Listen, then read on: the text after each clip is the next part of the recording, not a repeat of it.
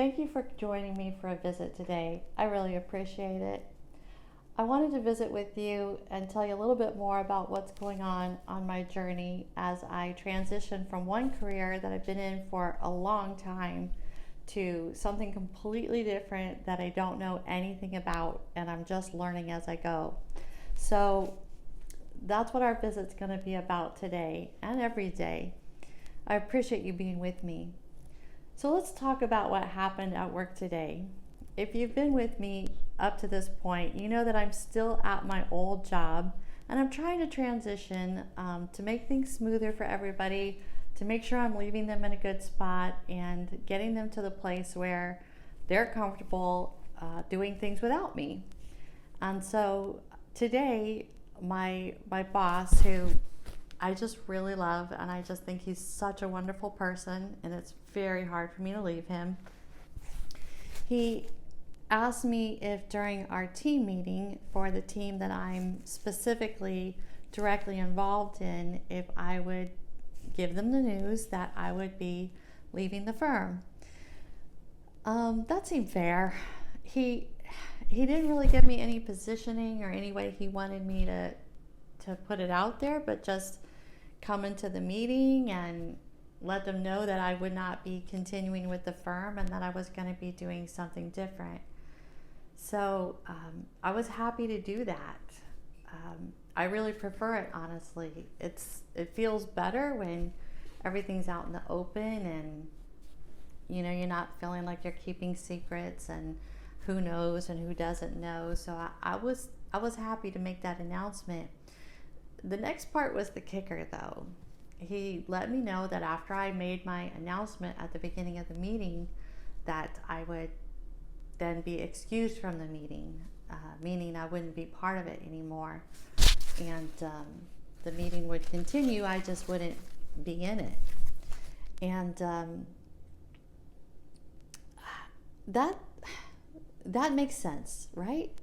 Why would I spend an hour plus in a meeting talking about what they're going to do in the future and who's going to do what and who's going to have which responsibility if I'm not even going to be there? It really doesn't make sense for me to be in that meeting. But gosh, it stung a little. I felt a little pushed out, like, you don't work here anymore, duh. But I'm still there, like my body is still there and my mind is still engaged. And I guess it made me feel a little unwanted, a little excluded, and it just stung a little. And so I want to share this with you, firstly because I want you to be part of every part of this journey with me, and I appreciate you coming along with me. Secondly, it really made me think, you never get anything in life. You never grow, you never change, you never advance unless there's some kind of loss involved. There's some type of sacrifice to get you there. No one can put anything new into your hands if they're closed up tight, holding on to what you already have. So you have to open them and release it and let it go. So I had to release being part of this team. I had to come face to face with the reality that, of course, I knew intellectually, but maybe hadn't completely processed emotionally, that I'm not part of the team.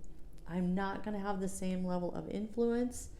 I'm really not going to have any influence. I'm not going to have any inclusion. It's kind of like being part of a dog sled team and you suddenly find out that you're staying back at the camp and you're not going to get to help pull the sled. It just doesn't feel great. So maybe that's part of what you're going through with the changes that you're making in your life. Maybe you're expecting a baby and that's exciting news and you really, really want that. But there's a little sadness involved too, because you're not going to have the same amount of couple time that you used to have. You're not going to be able to take those spur of the moment trips where you just go and do whatever you want to do without packing cajillion things in the car for the kids, the playpen, the stroller, the high chair.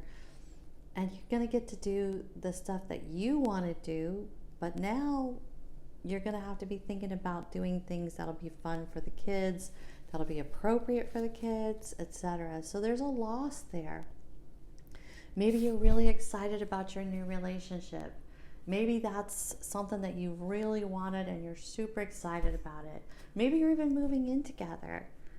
But there's a loss of freedom there.